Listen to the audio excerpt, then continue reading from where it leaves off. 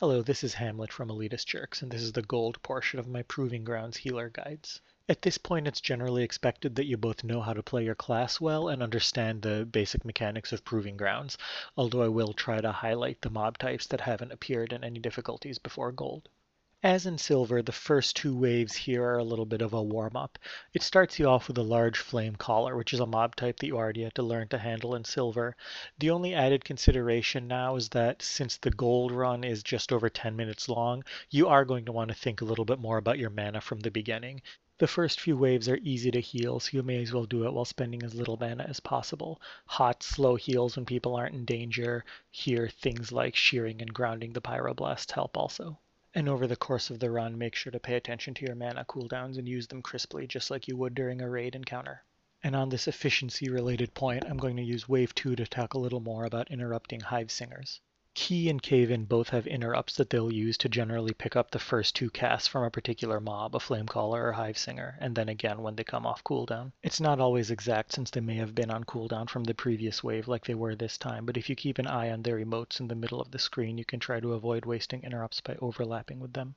Also, if the party finishes a wave early and is standing in the middle of the room out of combat, then Key will cheap shot any caster that appears in the next wave. Final note on interrupting is that Key and Cave-In will only interrupt something that they're currently DPSing, so depending on the group's target priority, sometimes a mob will get to cast freely for a little while. As with Bronze and Silver, after two easy waves to start, Wave 3 introduces a new mob type. The Tunneler casts Burrow, as you can see right there, jumping to a random party member and applying a dot on them called Chomp, also doing some immediate damage when they apply it. The dot is removed by healing the target up to 90% HP. You can't dispel it. This wave introduces the Tunneler in a somewhat non-trivial context too. It combines it with a Hive Singer, just to show off the fact that a Tunneler combined with another source of damage can wind up chomping someone that's already at low HP, which makes it harder to remove. In general, removing Chomp off of anyone who has it should be a high priority. An easy way to get really behind on healing is to let a Chomp sit on someone too long, especially if then another Chomp appears before you get it off. Stuff like that often requires you to use a cooldown to recover. Wave 4 is the beginning of a somewhat hectic run of waves in the middle of gold. As in silver, Wave 5 is kind of a hard halfway point wave, so you don't want to use too many cooldowns here in 4. But it does give you your first large tunneler as well as a large flame caller, so there are a lot of things that can get people low quickly. In general, the best solution to tunnelers is to have the party members stay close to topped off in the first place, so Chomp's easy to remove when it applies. An alternative is also to have a cooldown that you plan to use during the wave, which will reset all the Chomps at some point by healing everyone up. This brings me to a general point about Proving Grounds, which is that it should teach you that you don't have to slam everyone up to full HP right away after every threat. Sometimes it's important to do that, but sometimes things are actually pretty easy, for example, because the second half of every wave typically has most of the mobs dead, and knowing the difference between times when you have to heal very hard and times when you can let hots and other effects top people off at your leisure is one of the good lessons from Proving Grounds. If you learn to apply that in raid encounters, you'll have much easier time managing your mana, among other things. Wave 5 is a somewhat more hectic wave like I mentioned, opening with a Tunneler and Aqualight, and then adding a Hive Singer and Flamecaller on a delayed spawn. The Tunneler usually dies quickly so isn't too much of a problem, but once the other mobs are out there can be a lot of various sources of damage. Here you can see Cave-In standing in fire a little bit and getting a dot on him that's going to last for a while. There are debuffs constantly going out that you have to make sure not to miss in the chaos. And also, since the DPS members tend to take down the Flamecaller first, the Hive Singer often casts uninterrupted for kind of a while in this wave. It's an excellent time to use a group cooldown like the Healing Tide totem I used here, and that usually should keep things pretty much in order. Since Wave 10 is about 4 minutes away from the end of Wave 5, you can be quite free with your group cooldowns here. The only thing you want to save are your single target tank cooldowns because they're going to be somewhat useful for dealing with a new mob type that appears in all of the remaining waves from 6 through 10.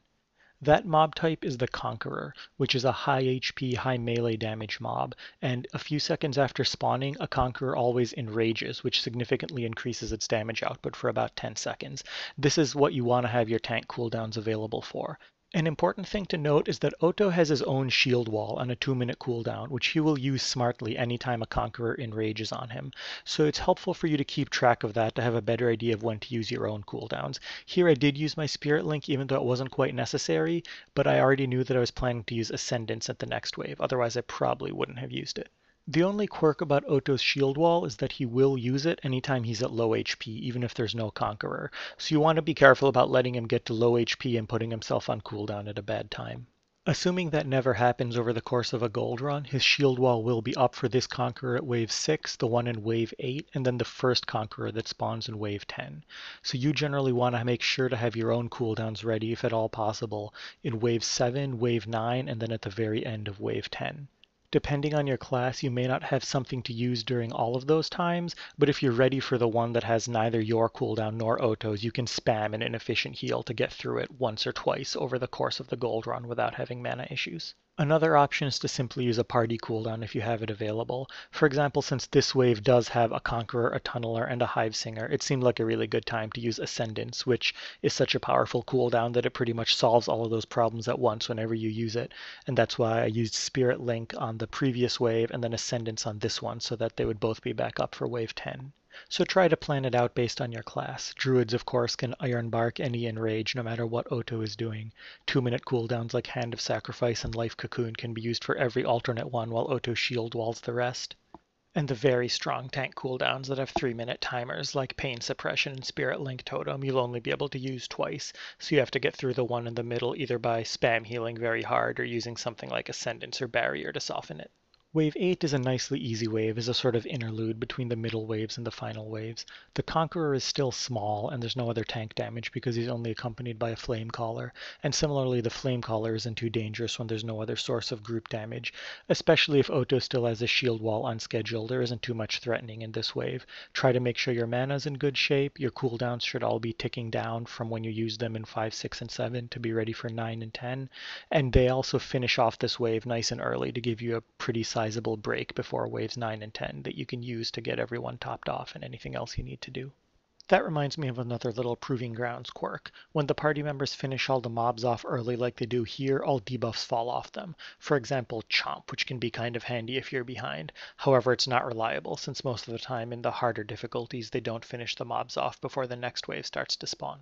As a class-specific tip, it also includes Sated, so you can actually Bloodlust the group anytime you want before Wave 8 and Gold kind of for free, since Kaven will time warp all the NPCs again in Wave 10 when she always does. Wave 9 is your first large Conqueror. It is in a somewhat busy wave with 2 waves of spawns, although it tends to enrage before the second set spawns, so it's a little easier. This is often one where you won't have a cooldown from either you or Otto, so just be ready to heal him fully through the enrage before you turn your attention to this Hive Singer and Aqualight that pop out. You can consider using a cooldown here, but you probably won't have to. Once the enrage is over, it's just one small Hive Singer, some Aqualight debuffs, and then the tank damage. In general, it's more important to make sure you save something for wave 10. It is a long wave to give the group enough time to finish off the Conqueror because it has so much HP. In general, they won't quite have all the mobs finished off by the time wave 10 starts, but pretty close. Once the Hive Singer is down, this should generally be a pretty easy wave. Heal it off efficiently and try not to let anyone get too low, especially as wave 10 is about to start. There's no reason to start out behind. When it's about to start, scan your cooldowns, refresh your memory on what you have available, and also take note of your mana situation just so you're aware of it, since wave 10 can cause you to want to spam heals a lot if things get crazy. In general, if you've used your cooldowns in the way I described and have most of them for wave 10, you shouldn't have too much trouble.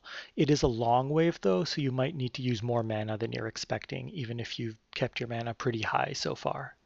Wave 10 is going to open with a large Conqueror and a small Tunneler. If Otto's shield walls have been on schedule, meaning he used them only to deal with enrages, he's going to have one up for this one. And since this wave is going to have another enrage later, you want to be especially sure not to use a tank cooldown if you don't need to. Around while this enrage is going on, a Flame Caller and an Aqualight will appear. They're both small, so it's not so bad, but note that the DPS will be focused on the Conqueror, so the Flame Caller's not going to be interrupted. If you're vigilant for when he spawns in, you can stop his Invoke Lava yourself, which will prevent some of the fire patches from appearing. In general, though, you can handle these two mobs pretty much as normal while dealing with the tank damage from the Conqueror. You just want to make sure not to let either the group or the tank get too low, because this final pair of mobs that spawn in is going to have both a Hive Singer and a Conqueror. This Conqueror is the one I've mentioned you generally want to make sure to have a cooldown ready for. Otto's already tanking the large Conqueror, and the small Enraged Conqueror on top of that will be a lot of damage for a brief period. It's actually kind of easy to think you're home free here when you're not too familiar with the mob spawns in gold, and then wind up wiping right at the end because you're out of either mana or cooldowns for this Enrage. Similarly, you should also have a group cooldown available since you probably haven't had to use it since wave 5 or maybe 7, and using that is a good way to deal with the first batch of Hivesinger damage in a way that doesn't distract you too much from making sure Oto is safe. Once you're at this point with one of the Conquerors down and no more Enrages left, you probably are home free. Do remember though that you don't win when time on wave 10 expires. That actually doesn't matter. You win when the group finishes off the mobs. If you've made it this far though, congratulations. Gold Healer is a great way of showing that you're proficient at your class. I'm hoping that in the future people will link this achievement instead of things like eye level for showing that they're qualified for groups and things like that. I think it's great for the game to have a way for you to show that you can pass a healing test of this level. I hope though that you won't stop here and we'll move on to see how well you can do in Endless. So see you in that video and thanks for watching.